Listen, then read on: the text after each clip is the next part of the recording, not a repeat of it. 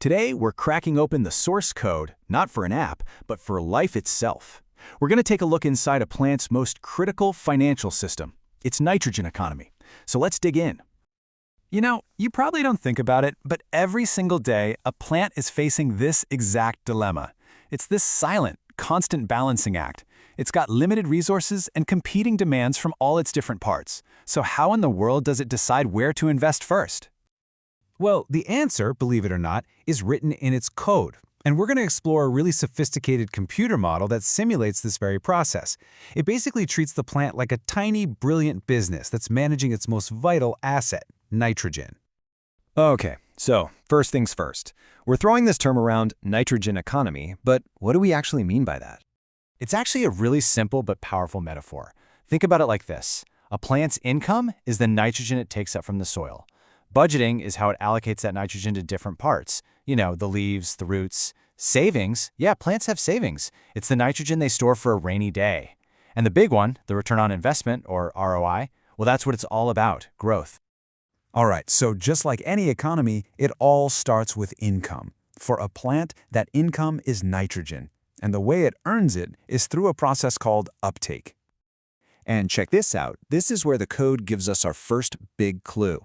The whole thing kicks off inside this one function, calculate_nitrogen uptake. You can think of this piece of code as the engine, the thing that simulates how the roots are literally pulling in that essential nutrient. Now, what's super interesting here is that nitrogen isn't just nitrogen. The plant actually gets its income in a few different forms. We can think of them as different currencies. The model we're looking at tracks four main ones: nitrate, ammonium, amino acids, and urea. But as you're about to see, not all currencies are valued the same. Not even close. Look at this table. This is pulled straight from the model's parameters. It shows us something called the max uptake rate, or Vmax.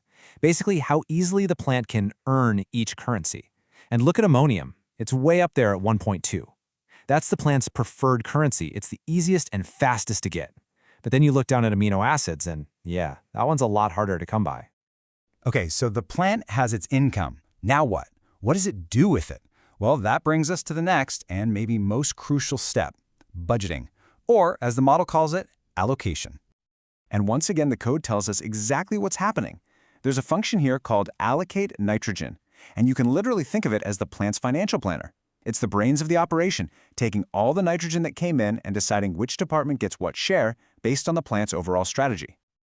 And that strategy isn't static. It changes based on the plant's goals. So during its main growth spurt, what we call the vegetative stage, just look at where the budget goes. A whopping 60% is pumped directly into the leaves. And that makes total sense, right? The leaves are the solar panels, the energy factories. You got to invest in the factories to fuel more growth. But watch this. Everything changes when the plant decides it's time to make seeds. The moment it enters the reproductive stage, the whole budget gets a massive overhaul.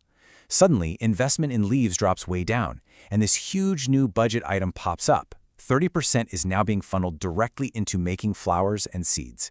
It's a total strategic pivot, all geared towards ensuring the next generation. Okay, but what happens when times are tough? You know, when the income stream dries up and the plant just can't get enough nitrogen from the soil? Well, just like us, it has to dip into its savings. And the code models this emergency plan perfectly with a function called calculate nitrogen remobilization. This simulates the plant literally pulling nitrogen out of its older parts, say old leaves, and moving it to where it's desperately needed. It's the plant's own internal bailout plan. And this is where you can really see how sophisticated this model is.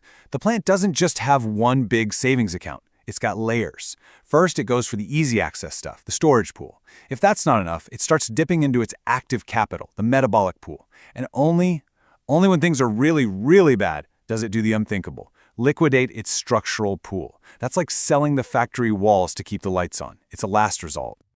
So with all this earning, budgeting, and dipping into savings, it begs the question, how do we know if the plant's economy is actually doing okay? Well, let's take a look at its version of a health report. The model basically gives us a status report with 3 levels. If the nitrogen levels are good, it's optimal. The plant is thriving. If things are getting tight, it's critical. It's surviving, but just barely. And if it's in real trouble, it's deficient. That's the plant equivalent of a full-blown recession. Okay, now this is really cool. This table, it tells a story over just 15 days. Look at day 5. Uptake is pretty good, stress is low, things are optimal, everything's great.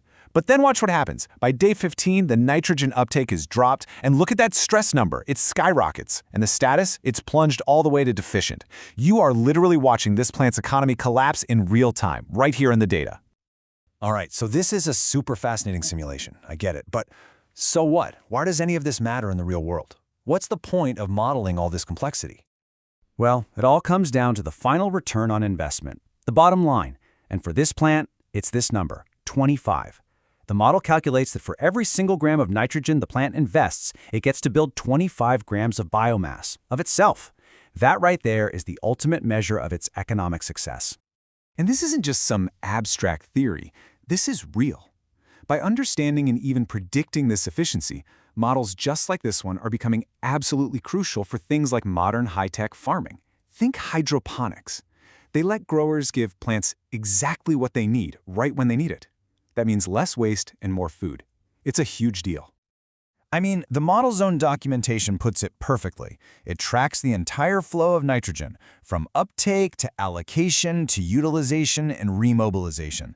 And that's exactly what we've just done. We've followed the money, so to speak. We've seen the whole economic picture, and it was all laid out for us, right there in the code. And that really brings us to a final, pretty amazing thought. We just use code to translate the secret internal life of a plant into a language we all understand, the language of an economy. And if code can do that, if it can reveal something so complex and hidden, it really makes you wonder, right? What other incredible secrets is nature hiding, just waiting for us to write the right code to unlock them?